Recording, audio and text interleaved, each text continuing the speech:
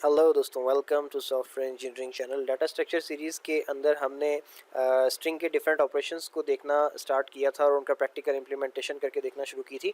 तो आज हम जो देखने वाले हैं वो बेसिकली सर्चिंग का कोड है या फिर स्ट्रिंग का सर्च ऑपरेशन है कि और उसका कोड हमने लिखा है कि सी प्लस प्लस में स्ट्रिंग का सर्च ऑपरेशन किस तरीके से काम करता है और उसको हम कैसे इम्प्लीमेंट कर सकते हैं। अच्छा, अगर मैं लास्ट लेक्चर की बात बताऊं तो मैंने आपको string C plus plus style string का यूज़ सिखाया था, दिखाया था, और उसमें मैंने ये भी दिखाया था कि देखें वो कितना सिंपली वेरिएबल लेंथ स्ट्रिंग को इस्तेमाल करते हुए हमारे तमाम इश्यूज़ को भी रिजॉल्व कर देता है जो कि हमें फिक्स लेंथ स्ट्रिंग में आ रहे थे, जो कि हमने उससे पहले वाले लेक्चर में देखा था। अब यहाँ से ऑनवर्ड मैं सी प्लस प्लस पढ़ाते हुए जितने भी लेट्स से स्ट्रिंग्स यूज़ करने वाला हूँ वो सब के सब स्ट्रिंग जो मैं है वो मैं एडवांस स्ट्रिंग के मेथड ही कोशिश करूँगा कि यूज़ करूँ।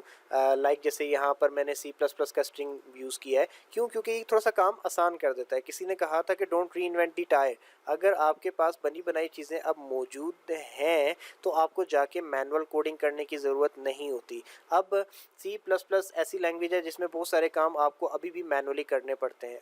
तो उस लैंग्वेज के अंदर भी आपको स्ट्रिंग के जो स्ट्रिंग डाटा स्ट्रक्चर के जो ऑपरेशंस थे वो बने बनाए अवेलेबल हो गए हैं। तो इससे आगे वाली लैंग्वेजेस या उससे आगे जो आने वाली हैं लैंग्वेजेस उसमें नहीं होंगे अवेलेबल, ऐसा तो सवाल ही पैदा नहीं होता। बल्कि उससे ज़्यादा, इससे ज़्यादा एडवांस स्ट्रिंग ऑपरेशंस उन बाकी लैंग्वेजेस के अंदर अवेलेबल हैं। तो इसलिए अब हमें दोबारा से हर एक ऑपरेशन को मैनुअली बैठ के कोड करने की ज़रूरत नहीं रही। अब आज का दौर वो नहीं है कि हम हर एक ऑपरेशन को बैठ के मैनुअली कोड करें, क्योंकि सी प्लस प्लस में अगर आपको बने बनाए मेथड मिल रहे हैं, बने बनाए फंक्शंस मिल रहे हैं, तो आगे वाली लैंग्वेजेस में तो डेफिनेटली मिलने ही मिलने हैं। तो इसलिए आज हम क्या करने वाले हैं, हम इस स्ट्रिंग ऑपरेशन को इस्तेमाल करके स्ट्रिंग डाटा स्ट्रक्चर के सर्च ऑपरेशन को इस्तेमाल करके क्या करेंगे कि हम सर्च करके देखेंगे किस तरीके से हमारा डाटा सर्च हो सकता है। तो पहले मैं आपके सामने थोड़ा सा एक्सप्लेन करता हूँ कि देखिए मैंने दो स्ट्रिंग बनाए।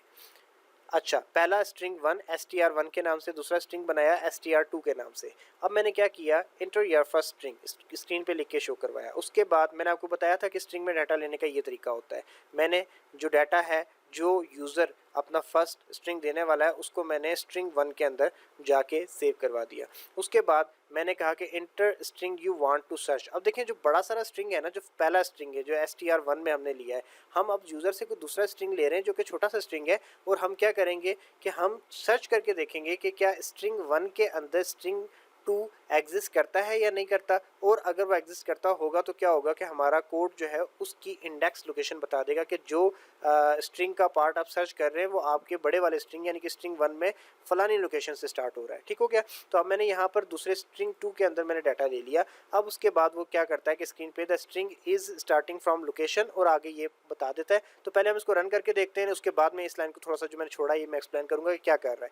तो अब मैं यहाँ पे जाके इसको कंपाइल एंड रन करता हूँ और यहाँ पर मैं कहता हूँ इंटर योर फर्स्ट स्ट्रिंग। अब वो मुझे कह रहा है कि अपना पहला स्ट्रिंग डालो, तो मैंने अपना नाम ही डालना है हमेशा की तरह। अभी तो और मेरे दिमाग में कुछ नहीं आ रहा, तो अब मैंने हमाद मकबूल लिख दिया। अब मैंने कहा कि enter string you want to search. अब इस जो ऊपर वाला स्ट्रिंग है इसमें से आप सर्च क्या करना चाहते हैं वो इंटर करें। तो मैं देखना चाहता हूँ कि मकबूल नाम जो है वो कहाँ पे एग्जिस्ट कर रहा है। तो मैंने MAQBOOL ये स्ट्रिंग लिखा जो मैं सर्च करना चाहता हूँ, बड़े वाले स्ट्रिंग यानी कि स्ट्रिंग वन में से, और ये मैंने लिखकर तो एज अ इनपुट दे दिया किसको, str2 को यानी कि स्ट्रिंग टू को। उसके बाद क्या हुआ, जैसे मैंने एंटर किया तो इसने कह दिया कि the string is starting from location 7, यानी कि जो स्ट्रिंग मकबूल आप सर्च कर रहे हैं वो स्ट्रिंग वन में लोकेशन 7 से स्टार्ट हो रहा है। तो हम इसको देखते हैं क्या वाकई लोकेशन 7 से स्टार्ट हो रहा है। तो हम लोकेशंस काउंट करते हैं। ज़ाहिर है लोकेशन हमारी 0 से शुरू होती है, तो H को हमारा 0 मिल गया, फिर 1, फिर 2, फिर 3, 4, 5, 6 और ये एग्जैक्टली 7 से स्टार्ट हो रहा है। तो देखें किस तरीके से इतना बड़ा इजीली और बड़े एफिशिएंट वे के अंदर इसने हमें फ़ौरन हमारा स्ट्रिंग फाइंड आउट करके दे दिया कि आपका जो बड़ा स्ट्रिंग है उसमें से जो छोटा स्ट्रिंग यानी कि सब स्ट्रिंग आप फाइंड कर रहे हैं वो लोकेशन 7 से स्टार्ट हो रहा है। अब ये मिला कैसे, आपके पास C++ के अंदर इन्होंने बिल्ट इन फंक्शन डाले हुए हैं, कुछ फंक्शन बना के डाले हुए हैं। वो क्या करते हैं कि वो आपको हेल्प करते हैं इस तरीके के काम परफॉर्म करने में, इस तरीके के स्ट्रिंग डाटा स्ट्रक्चर के ऑपरेशंस परफॉर्म करने में। अब यहाँ पर हमारे पास स्ट्रिंग कौन सा था जिसके अंदर हमने सबसे बड़ा स्ट्रिंग डाला था str1। अब मैंने क्या किया कि मैं चाहता ये था कि मैं str1 के अंदर से कोई स्ट्रिंग फाइंड आउट करूं, यानी कि str1 में एक बहुत बड़ा पैराग्राफ पड़ा हुआ है और उसके अंदर से मैं कोई एक वर्ड फाइंड करना चाहता हूं तो मैं वो फाइंड करूं।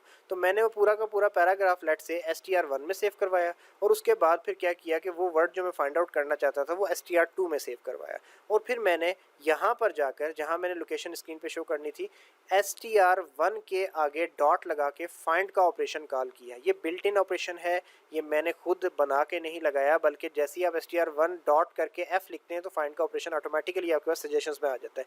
मैंने फाइंड करके उस ऑपरेशन की ब्रैकेट्स में एज अ पैरामीटर str2 यानी कि वो छोटा स्ट्रिंग जो कि मैं फाइंड करना चाहता था str1 में उसका नाम पास कर दिया। तो इस फंक्शन ने क्या किया, मुझे उस स्ट्रिंग की लोकेशन वापस रिटर्न कर दी कि वो जो स्ट्रिंग आप फाइंड आउट करना चाह रहे हैं वो एक्चुअली जो str2 में जो पड़ा हुआ है वो एक्चुअली लोकेशन 7 से स्टार्ट हो रहा है। तो देखा कितना इजीली अब हम इस एडवांस स्ट्रिंग को यूज़ करते हुए सर्च का ऑपरेशन बना सकते हैं और इसी किस्म के कोड्स एडवांस लेवल पे जाके इस्तेमाल हो रहे होते हैं, थोड़े और एफिशिएंट बना के इस्तेमाल किए जा रहे होते हैं आपको सर्चिंग फंक्शनलिटी प्रोवाइड करने के लिए आपके जो टेक्स्ट एडिटर हैं उनके अंदर, आपकी मुख्तलिफ जो वेबसाइट्स हैं उनके अंदर, एक्सेट्रा एक्सेट्रा। ठीक है, तो आई होप सो कि आपको ये सर्चिंग का जो ऑपरेशन है किस तरीके से काम करता है स्ट्रिंग के ऊपर समझ आ गया होगा। तो फिलहाल इस वीडियो को हम एंड करते हैं। अगर ये कोड आपको चाहिए तो मेरा गिटहब अकाउंट जो इस वीडियो की डिस्क्रिप्शन में वहाँ से उठा लीजिएगा। कोई सवाल हो तो मेरे ट्विटर के ऊपर या फिर फेसबुक ग्रुप जो हमारा है जिसका लिंक हमारी वीडियो की डिस्क्रिप्शन में अवेलेबल होता है हमेशा, वहाँ पे आप ज्वाइन करके पूछ सकते हैं। बाकी हेल्पिंग मटेरियल वगैरह भी जो भी हम शेयर करते हैं वहाँ पे अवेलेबल होता है, आप उठा सकते हैं। वीडियो अच्छी लगी हो तो प्लीज़ लाइक करके चैनल को सब्सक्राइब कर लें। यही चीज़ें हैं जो हमें मोटिवेट करती हैं। मैं हमेशा आपको कहता हूँ मेरी वीडियोस पे बहुत सारे व्यूज़ आ रहे होते हैं, थैंक्स फॉर दैट कि आप मेरी वीडियोस को इतना पसंद करते हैं और इतना देखते हैं, लेकिन मोस्टली जो आप लोग देख रहे होते हैं आप सब्सक्राइब नहीं करते। अगर आप लोगों को मेरी वीडियोस से फ़ायदा हो रहा है तो आपसे अगर मुझे भी फ़ायदा हो जाए तो इसमें आपका कोई नुकसान नहीं होगा। तो प्लीज़ अगर आपका मुझसे फ़ायदा हो रहा है तो आप भी मुझे फ़ायदा पहुँचाएँ और मेरी वीडियो चैनल को सब्सक्राइब करें, वीडियोज़ को लाइक किया करें ताकि ये वीडियोज़ यूट्यूब पर आगे से आगे आ सकें।